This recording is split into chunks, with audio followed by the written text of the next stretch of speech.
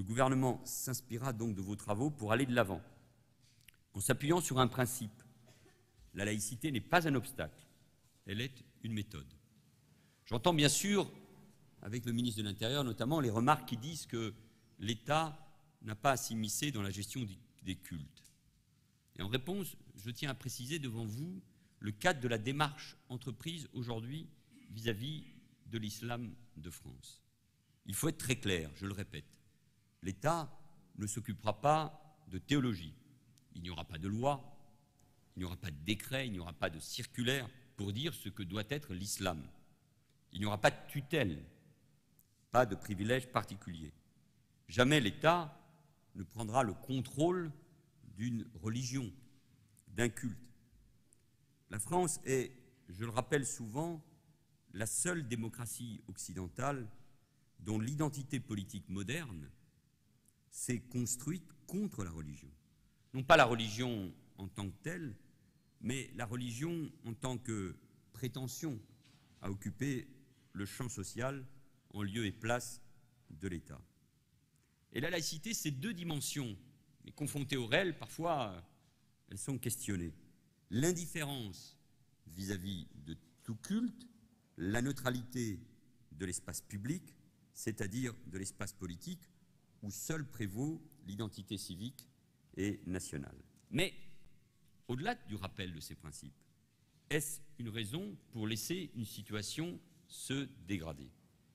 Est-ce une raison pour n'avoir rien à dire, pour n'avoir aucune réponse à apporter à nos compatriotes, à nos concitoyens de confession musulmane qui s'inquiètent des interventions étrangères, qui voient l'influence de certains groupes, y compris dans cette région, souvent liés aux salafistes ou aux frères musulmans, dénaturer un islam de France épris de paix et de concorde, mais qui voient aussi l'activisme de certaines fractions radicales faire l'apologie du terrorisme ou répandre un antisémitisme sans cesse plus violent. Non, nous ne pouvons pas rester indifférents à ces situations.